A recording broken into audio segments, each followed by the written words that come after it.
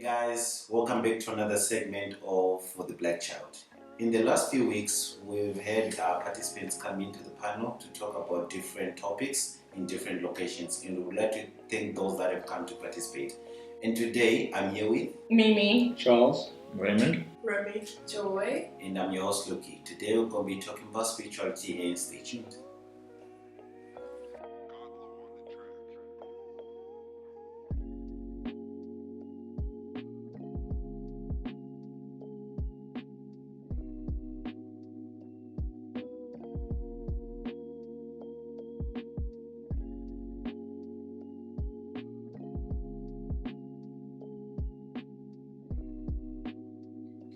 first encounter with religion.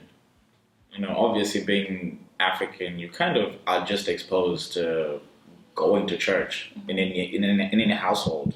I think my grandmother used to go to a different denomination of a Christian faith, and my housemates went to a different one. So I kind of got to experience both. I could go for one in the morning, one in the afternoon, and then come back, and then it's a totally different setting after that. But I never really felt like I belonged in any of them. When you are a child, you don't understand what any of these things are, right? You just go because they tell you to go. And they tell you it's important to go. Although you don't understand what's going on, it's still part of building your life in that spiritual aspect, right? So growing up, I would say the first time I went to my dad's church, and to me it was just one of those things. Now you're just in a different church, right? But this one is different, right? Because there was one thing that they call receiving the Holy Spirit and speaking in tongues, which was not present in either of these churches, right? That's the first time I realized that you can learn a language in 3 seconds. Mind you, it happened. And that's where the first time I was like, yo, there is something actually happening in this that I can't describe. So that's where I'd say my first encounter with something spiritual is learning to speak in tongues and receiving the Holy Spirit. That's the first thing. That's why I saw an actual thing that actually happened other than just being baptized, because it's not like you really feel much. Right? Feel water. You feel water and you go great, everybody's celebrating, but receiving the Holy Spirit is something that it's like learning a different language in 1 second. you pretty much grew up in your family's religion. My family grew up in the United Methodist Church, and obviously got baptized really early, like pretty much most other kids.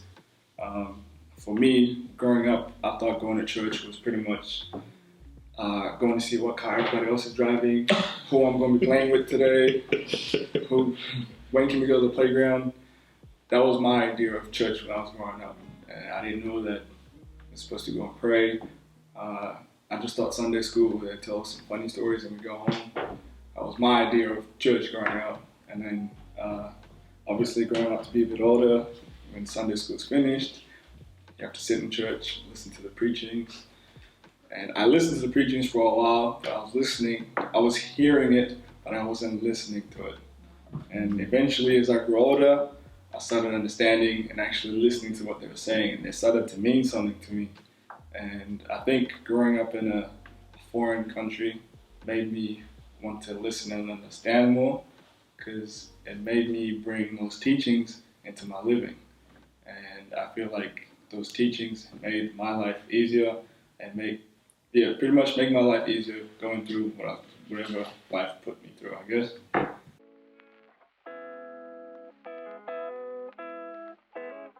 I like to define church because most people have the wrong idea of what church is.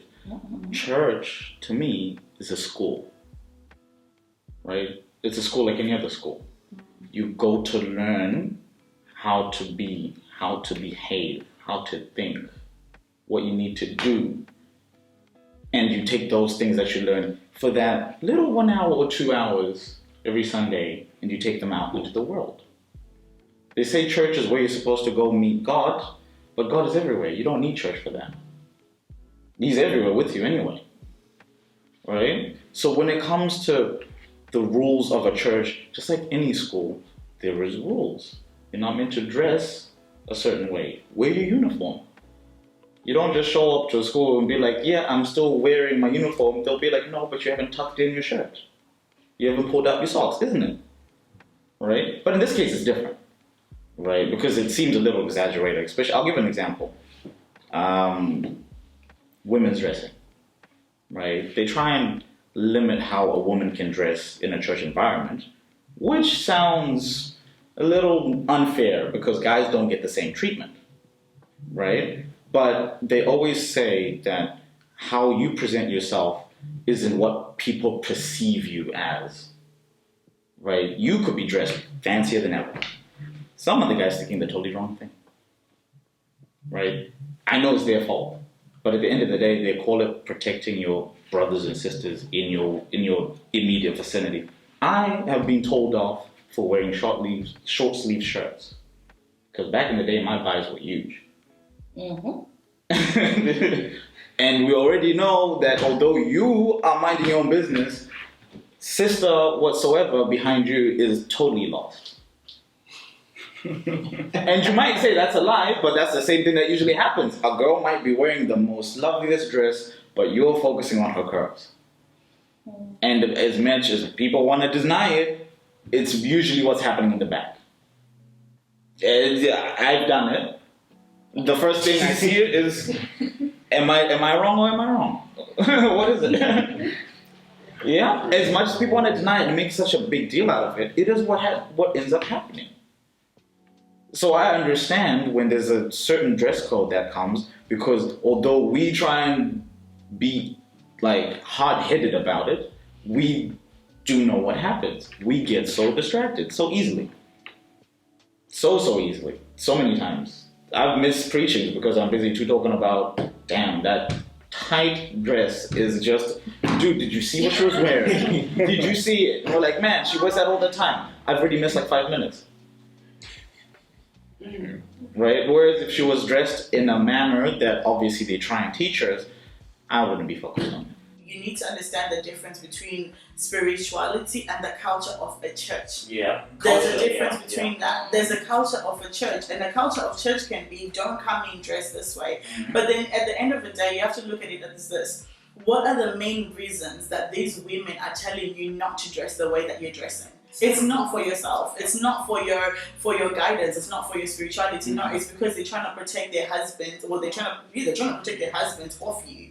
But then, I'm sorry, if your marriage is solid, why are you worried about me coming to church with a tight dress? Go buy a tight dress. What God has come together, not let no man. Exactly. And come wearing a tight dress. Hey, let the shade be thrown. As if he's so loyal. Why is he not loyal? Because even if we try sort of like go away from the fact that we're supposed to dress a certain way because we're told to dress a certain way, we're going to be told we have demons. Exactly. Ooh. We forget that the people who are currently, like you said, the leaders above us were groomed elsewhere to think that way.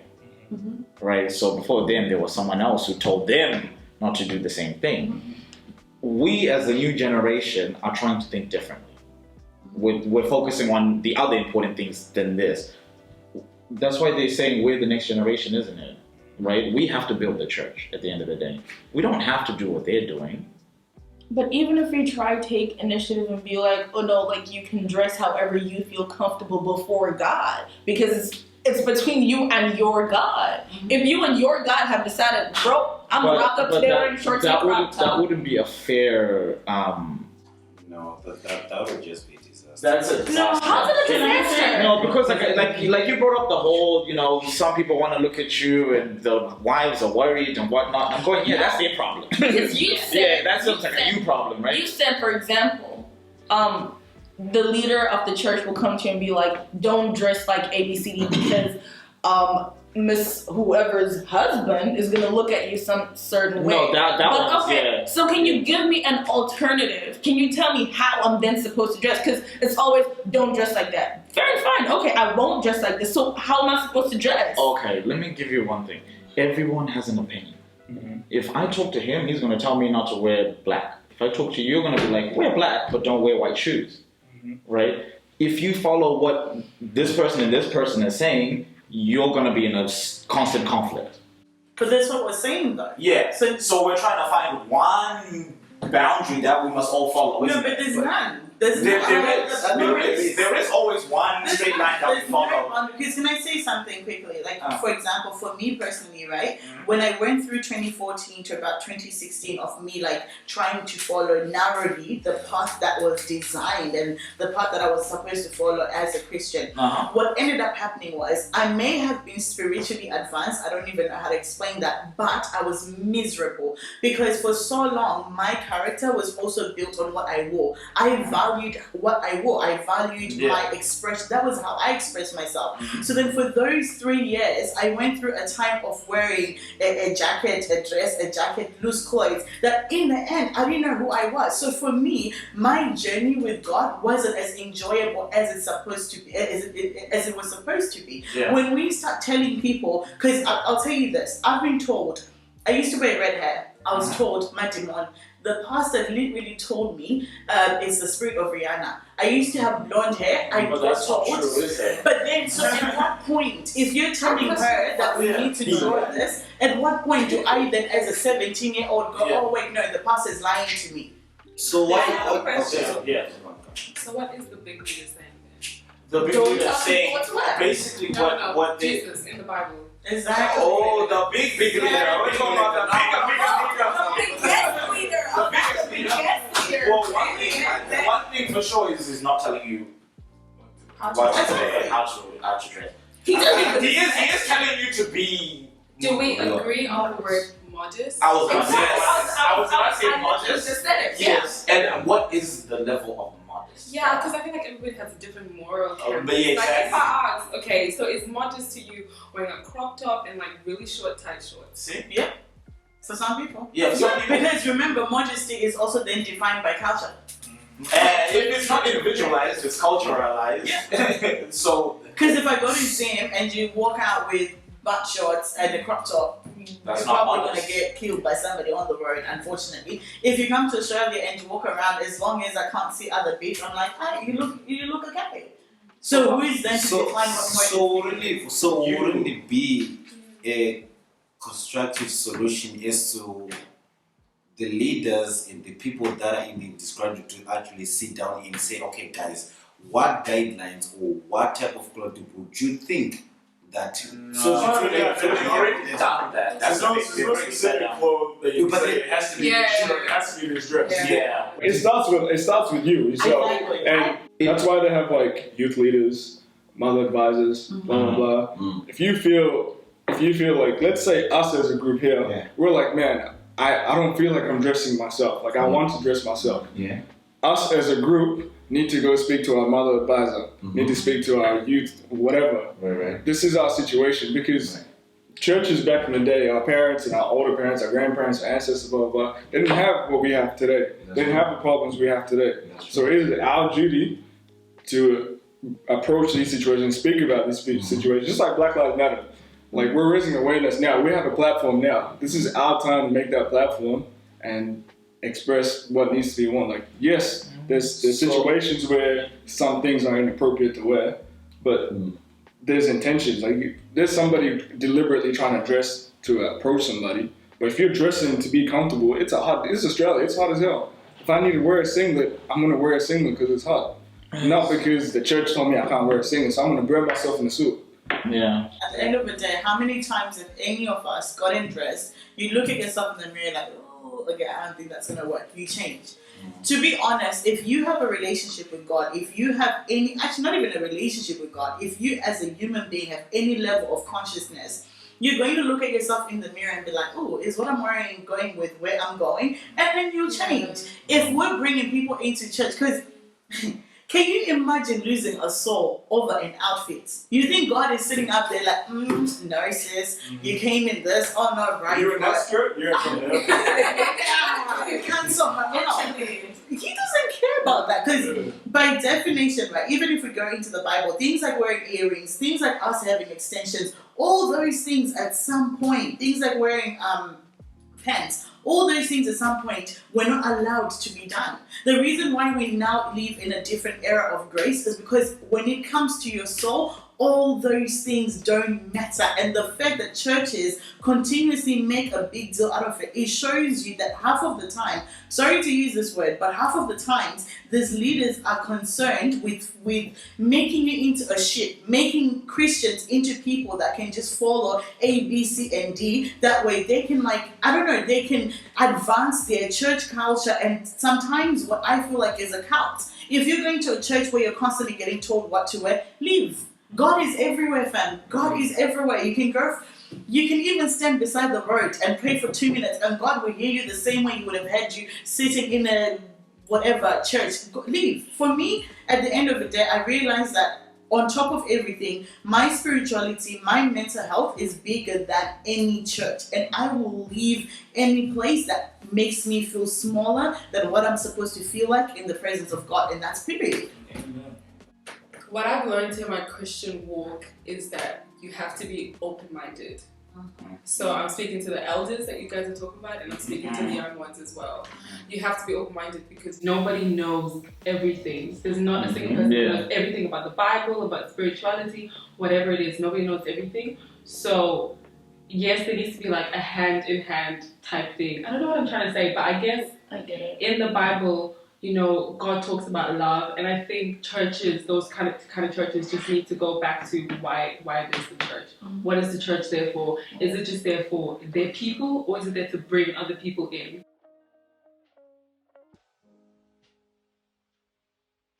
The Bible from the Most High God says, sorry. Okay, the Bible from the Most High God says, all the pain and the sorrows for the night, but joy comes in the morning. My interpretation of that verse is not, when I sleep, I'm hating, but when I wake up, I must be okay. No. The night, what I was told once upon a time by, I think it was my grandma or my granddad, they're like, a day for us. It's like 1,000 years for the Lord. No? Isn't it? Am I wrong or is Let her speak. I try to help her out, you know? Okay, I'll switch it up. A day for God. There you go. There you go. It's a year for us. Mm-hmm. Yeah? Mm-hmm. So when God says, all the trouble and pain for the night, that could mean a whole year. Because not a whole year, but like, how many hours? A period of time. Exactly, Yeah, half a year. It could be half a year. Yeah. That's how I understood it. And that's what made me realize that as Christians, we go through things. And the thing is, we go through the most things. Even if we go back to David, yeah, he was supposed to be a king. He had depression, P.S. And he was suicidal. LOL. Wow. Yes, she was. We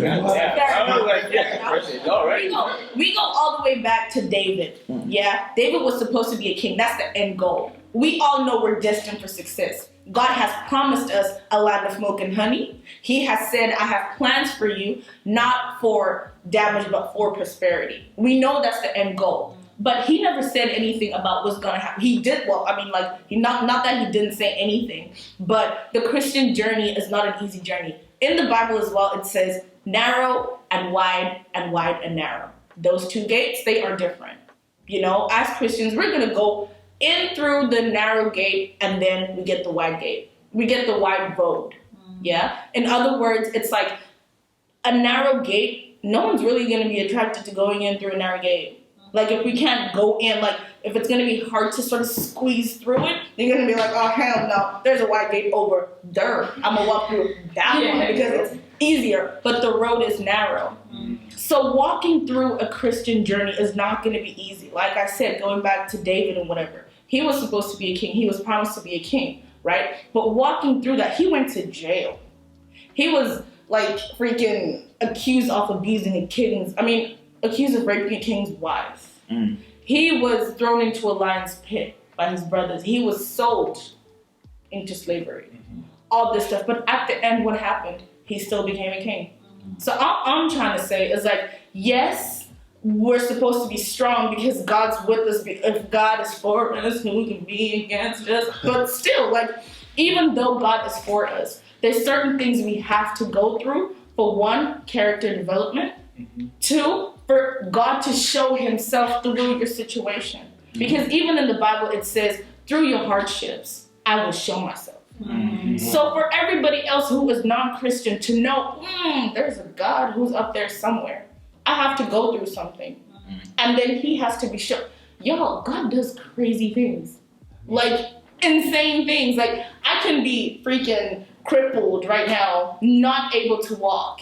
And literally just from nowhere, I could stand up and start walking. God is showing himself through me. Hallelujah. So I feel like we, as Christians, we go through the most.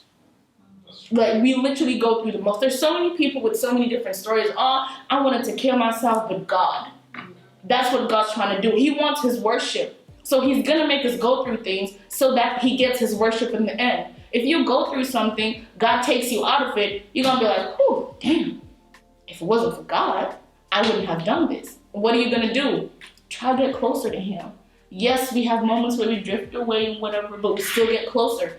And that constant effort to try to get closer to God's contact gives him the worship he wants. Mhm. So yes, it's difficult, but we get there.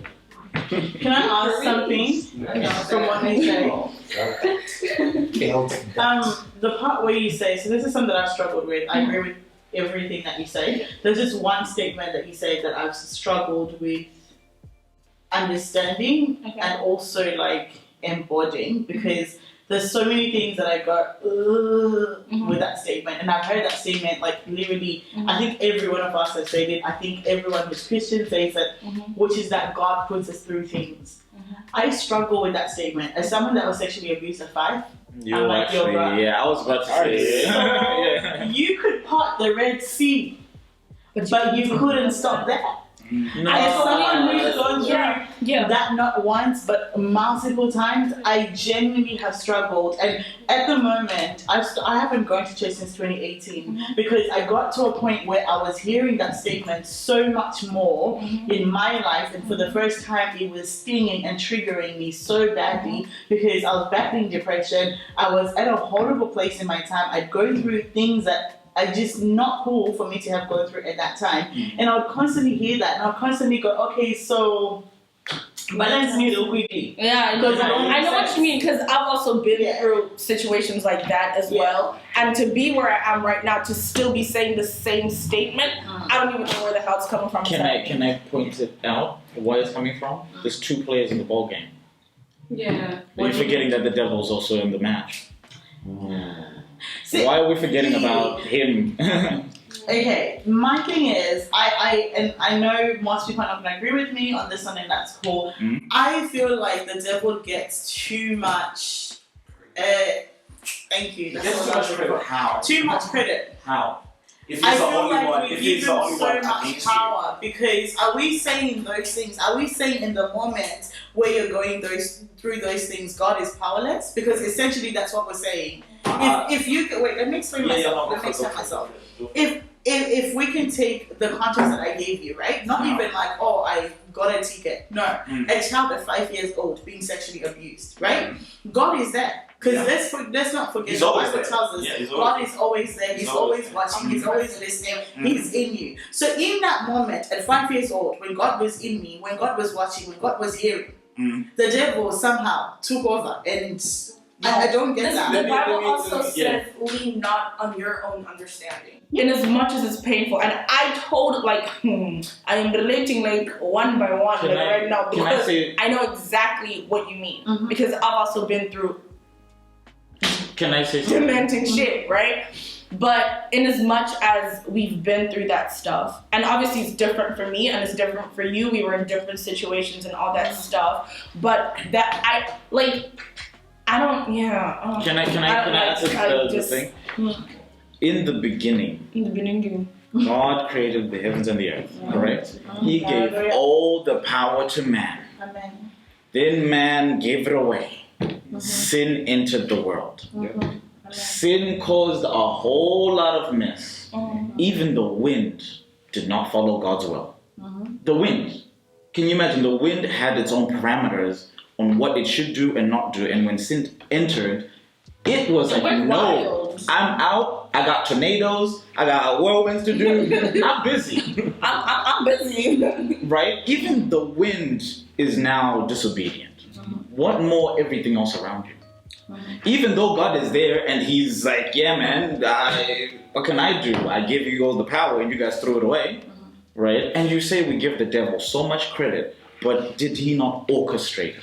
No. When I say we give the devil so much credit, I'm not talking about sin as it is. Yeah. I'm talking about when we say things like, when we say statements like the one that you said, sorry, God makes us go through things. God makes us go through things. I don't. Okay, so this is my understanding. I doubt. Yeah, I can't say that's a true I statement. don't think God makes us go through He things. doesn't. I think we go through things as a byproduct of being alive, of being human, and of being on earth. Yeah. Right? I think That's what what she. I think yeah, you're right in saying that, but I don't think you meant it as like. No, you that's get it on purpose. I get what you're saying. Yeah, That's what I was yeah, saying. I agree with you 100%. Yeah. It's just that statement that is worded that way. And it's not Yeah, it's worded that way. all of Yeah, us it's have worded used that way. that. Yeah, All of us have said yeah. that because we're constantly told that. I just struggle with it because it makes it seem as if God is, because I got to a place where I did a lot of questioning God, because for so long, for 2 years, I was angry at God, to the point where I used to say, God is blocked, we're not friends, we don't talk, I don't want to hear nothing from him. And I used to question a lot of things, and one of the things that I questioned was why bad things happen to people. Because in my brain, I could understand why things can happen to like us at this age, I just couldn't understand why things happen to kids at that age, you know what I mean? No matter, not just in my example, but in any example, kids that die of cancer, I can't understand that. I can understand why you and I can go through that because we've done some stuff in our lives that maybe okay, fine. But with the kids that die with cancer, it's bloodline. It's got nothing to do with whether they've done right or wrong. No, but Our I'm blood was saying- born that way. Because remember what she was saying and what she said, where it's okay, God is orchestrating, God is making this happen. I He's don't, not making that happen. but no. that's what we say. That's I what know. We even say God works in mysterious ways. Yeah. Which not is because it makes him sound manipulative. Yeah, in the it makes end. it sound And like that's it's better, why yeah. a lot of people can't then understand us as Christians when we say statements like that. Because what it comes off is like, okay, so God is like, okay, well, this day is not listening to me, so wait a minute, I'm going to do this and this and pull some strings, and then I'm going to screw you up, and then after I screw you up, I'll fix you so you can come back to me. It ends up making God sound manipulative, and that's what I meant by I've struggled with that. Now I understand that it's not necessarily, and that going back to what you're saying, I think that as Christians, particularly in certain churches that you go to, you get taught that nothing bad is supposed to happen to you because you're Christian. But To the who point told you of- that? I agree. I've heard that statement. I've heard that statement. Because But I don't believe that. Yeah. Even to the point of, I have heard people that were dying of cancer. I've had preachers talking about, if you have faith, God will take away that cancer from you. If you have faith, and I'm not saying he doesn't. I'm not saying there are not times where God can do that. But I'm not saying that's not what God promises for you all the time. Because it might not be a part of your storyline. You might just be meant to die of a disease, and that's just it. And that's it. Doesn't mean God stopped working. That's just God works through that. And I've heard people from the church that I used to go to. I've been told. Let me tell you an example. There was one time, see the scar? I had this needle in my hand for 5 years. I went to a pastor and he told me, you don't need an operation. God is going to make it disappear. He's fake. It was a needle. It was a needle in my hand. There's this way of teaching people that when you've got God, you become invincible. When you've got God, you become immune to everything. People that have AIDS getting told, don't worry, you don't need they call ARVs? ARVs, you don't need that. This is what, especially if you look into Africa, this is what goes on so many times. This is a preaching that is constantly given to people, that just because you're a Christian, you're immune to all these things. And yet that's not the case. Maybe you're just meant to die with AIDS. Let me ask you this. How, you've got a newborn baby, doesn't know anything in the world. How do you build up courage, boldness, integrity in a newborn baby unless you give them those ideas? No, I get that. That's fine. Right. In the other hand, we have people telling us what you're saying, right? Which is exactly what I'm saying, is the only way you can believe that you can do it is if they tell you you can do it. But we have plan Bs. That's the problem. Plan B is a doctor. So you feel like a doctor is a problem? How do I? No. Here's understand what I'm trying to say. Here's what I'm trying to say. Spoke in my head. Right? Sorry. Here's what I'm trying to say. How do you have faith in one aspect if you have a plan B. Let me tell you that. Let me give you this straight up. Because guess who created a doctor? God. Guess who gave them enough brains to go figure out how medicine works? We've got the devil on the table. We put the devil on the table. The devil on the table. The devil on the table. Every time. Hold up.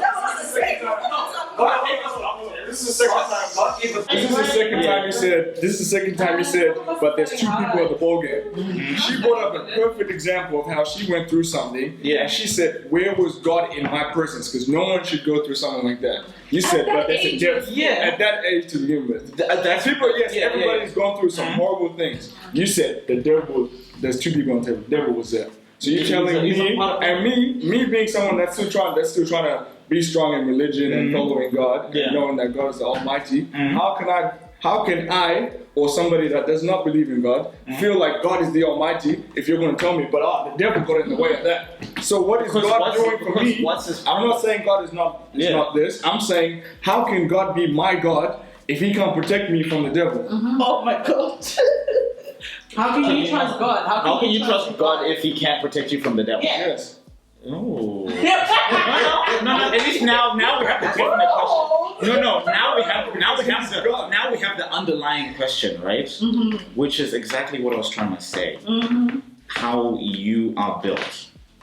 What do you mean how I'm built? So you're trying to say that God uses the devil to build us? No. I'm not saying that. Right? You want my phone? For what? Then can you what? I was gonna say something, but I realized you were saying something. I just couldn't hear. Yeah, no, it's alright. How I like to think of it is I've been brought up in the same church, right? The same church. Sadly, we went to different countries. I was in New Zealand, you were over here, correct? Same church, but somehow I was taught different things.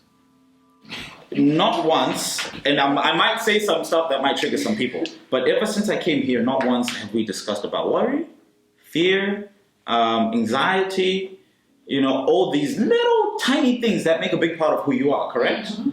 But I learned all those things when I was in New Zealand. Same church. Okay. Same church. I came here, none of that. We, as a church, don't handle things like that the right way. Absolutely. Right? And I've sat, and I'm pretty sure you've seen, a majority of the time, I don't say a word. I listen to what's being said, and I just shake my head and I'm go, none of this is going to help you tomorrow. Hey, in fact, it doesn't even help you today. Your little issue did not get fixed today. How small it is, right? That's where we have to play a part as friends, of course. There's friends. Wait, you still haven't answered his question. Yeah, no, I'll go back to that. I wanted to answer the question first before I go as far as to that. So your question was like, how are you meant to trust God to protect you if the devil is somehow just seeming like he has all the power? Correct. Right? And actually, before you get to that, you just said how you mentioned anxiety. Sorry. I gotta keep up with like 4 things. I know Landon wants to answer this, okay? Yeah, I got like 4. So you just mentioned how you were in the same church, but you were taught different things they were taught. Yeah. There was you learned something about anxiety, depression, blah, blah, blah. All those little tiny things. I was taught those, and it's not like, here's the thing. Oh, hold on. Okay, you were taught that. Carry on. Okay. My sister here is going through depression. She goes to church and speaks to Mufundisi, whoever they're speaking to, right? Yeah. Half of those people in that church and the ones before that did not go through the depression she went through 20 years ago, 100 years ago. The depression she's going through right now in Australia, they do not know. How can they inform her or teach her or help her get past it if they didn't go through them themselves? Oh, that's like the question of how can you help me if you didn't feel... They didn't label it as depression. Yeah. My parents have been through some things, but they didn't label it as Depression. Yeah. We don't have time to think about, oh my gosh, I'm so depressed. Like, are you as depressed as I was back in the day? Because you have faith. And because you're a Christian, because you can pray depression away, because you can... No, but how do you pray something you don't know away? No, we're not, I'm not saying, I'm saying it's sarcastically. I'm saying what they would be saying to you saying about depression. You can pray it away, which is what Miranda was saying. That that's primarily the issue in these churches, that we're made to feel as though just because you've got God by your side, you won't have these experiences, which is why I was Which is not true. because even with God, right? Even with God, because you're a human being, and that's why I say maybe it's just me. I don't like giving the devil credit. It ain't him. It's just the world. It's us human beings. Of course, It's just we're not giving him The devil credit. won't We're let not him giving be. him credit. Yeah. We're just recognizing that he Yes. is. I have a part to But play. where it's due. Yeah, he has a part to play. He's the He's one. no, but here's the thing. You guys are forgetting that the word of God says, "My people." Perish because of lack of knowledge. It literally says, my people, us, Christians, perish because of lack of knowledge. Right? And it also talks about seek it yourself. Because not everyone will teach it to you. Yeah, no, true. Right? All those little things that I learned in New Zealand, I was fortunate enough for someone to sit me down and was like, youth, listen, we're going to talk about this, next week we'll talk about that. Not the case here. Right? So where you are not capable of learning those things, you either have to seek them yourself or find someone who knows about it. But like, I agree that yes, the church doesn't know how to handle these things. They'll tell you other jargon, but that's not how it's meant to be. Right? At the end of the day, you also have a part to play, which is do it yourself. Yeah. I can send 3 notes right now on depression. Done. But even though, like, yes, do it yourself, but it doesn't take away from the fact that there's certain things that we still go through. Yeah, Right. which And even- everybody does. 100%. Yeah. Right? But, like, a very selected few go through, like, for example, what she was talking about. Sexual abuse and all that other stuff that humans do and whatever. Yeah. But for me, I think this might not even make sense because I haven't thought about it. But greater is he who is in you than the one who is in the world, right? Yeah. What I'm trying to get out of that is, yes, there is one in you, but he is omnipresent and he's everywhere you are and he is within you. But the one who is in you is greater than the one who is in the world. In that situation, right, that we have been through or whatever, it's literally just the world, like what you're saying, it's not the devil. It's the world that has... What is the world? Here. No, here's the thing. What is the devil's name biblically? Lucifer. No, the other one. The one where the Bible, the Lord says he is the of this world. Oh, he's the king of this world. He is the prince of this world. Oh, prince. Yes. That was- This is his world. Right? The world that we're talking about is everything. This is his territory. We're in his The territory. world takes advantage of the vulnerability in that moment. But Because how, you were yeah, vulnerable exactly. in that Yeah. moment. And the I was world vulnerable in influenced. that moment. Yeah. And the world's like, you are vulnerable. But who is that's why I'm like, who is the world? That's why I'm like, as much as you think of it as the Lord is almighty, but somehow we're in his turf. So I could be in your house, but it's still your rules. So this world is the devil's world. Right now, whose room is this? Let's say it's her room. It's the devil's. No, let's. I said, let's say it's her room. No, sorry. I wasn't listening when you said that. Yeah. But isn't you said the No, this is the world we're in. Yep. This is her room. Yep. She is the prince of this room, Correct. right? Yes. Who is calling the shots? Is it the person outside? Who's doing that? Who's calling the shots in this room? No, the reason why I say this is because we are still in this room, are we not? And I know you want to say the Lord is there right now and he's standing around. Right? Let me say this. This is where I say, as Christians, we should be. We should take into consideration, right, that there's so much that we don't know, that we don't understand, and I feel like But you this can't is just hide one. behind that. You can't hide And behind I that. feel like this is just one of those, because in the same breath that you're saying this is the devil's, he calls shots, but then y'all pray for people and then people get healed. No, I hadn't finished with my example. I had Alright, so finish up. God's performing miracles, but on this No, day, I spoke up. I spoke up. Exactly. Here's the thing. I spoke about this room, but I didn't talk about the whole building.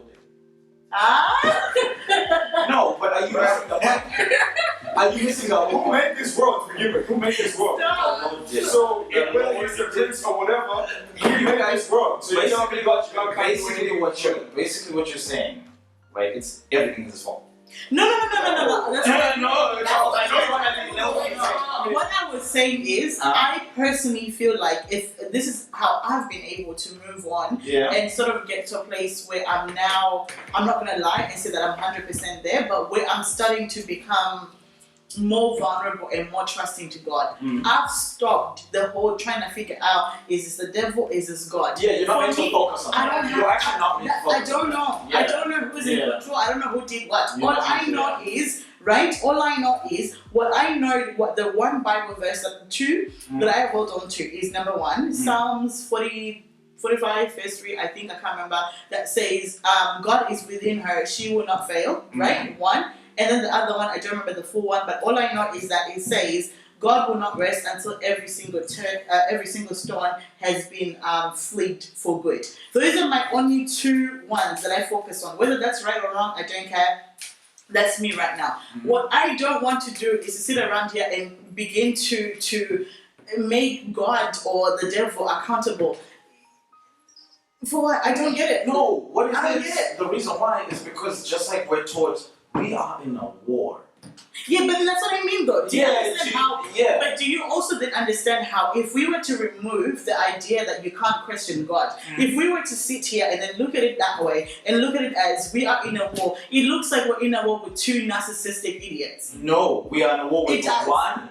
No. You One, can't. no, You can't. If we then want to be But honest. how can the other one be a narcissistic? That's idiot why as well? Because he plays around, he manipulates. But he doesn't though. No. And you know that. That's the thing. He also said, But this talks about based on God's love your being beliefs, based on how strong your relationship is with God, is basically how well you're going to get the It's just- Messiah. No. They say that if you're not going through trials and tribulations, the devil doesn't consider you a threat. But then do you understand? Okay, let me take There's nobody from wanted a person, and maybe you guys. Most people do that, but the whole point is to be close to God, isn't it? But then that's what I'm saying. Yeah. But I think when we start getting to that point, if you've been through abuse, or if you've gone through an abusive relationship, or you've been with somebody that was manipulative, that's when you end up looking at God like, so are you manipulative or not? But Because he's not a person. what did you just say? No. We're not saying he's a person. What was the statement that you just said? The whole if you're not going through things, Yeah. then Yeah. the devil So might essentially, leave you you're alone. saying God is going to make you go through things so that you can get closer to No, Him. essentially What does that sound? If your boyfriend was essentially what I said is There's someone who's gonna stop you from getting closer to God if he sees you progressing. That's what I said.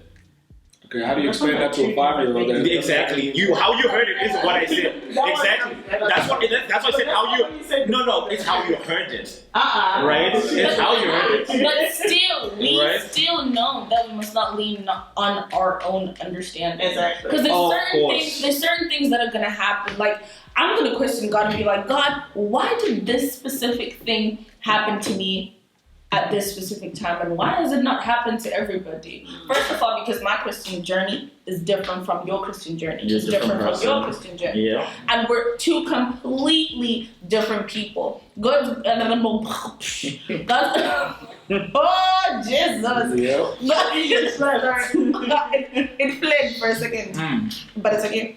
God's gonna make me not go through. I want to run away from that because you've raised a very important point. God's going to guide me. I am going to go through certain things that are different from things that another person is going to go through. But if I don't understand why I have gone through whatever it is I have gone through, I cannot lean on my own understanding because I don't even understand it. But what about So, the people like who you do said- understand? Like why you they go said- through it? I understand some of the things that I go through. Who's going? How much no, you wanna we're talking about something different here. No, because Ray, we're I talking about something understand. different. We're talking about sexual assault. Like this is like a whole different even type. whatever. Does it matter which one takes you somewhere? No. Can I At the say end of the Low day, key yeah. Can I say something? Yeah. If you fully understand why God has put you through the things that you've gone Yes. through, if you fully understand where you're headed, my friend, you don't. That's not God. That's your own brain. That's your own brain. Because even He says, "No man has seen, no eye has." No Yeah, man has the seen, Lord no himself. ear has heard what I've got in plans for you. And you're telling Yeah. me God has laid That's out- got nothing to do with my plans. That's got nothing to do with the future. Yeah, but what, I'm talking about my past.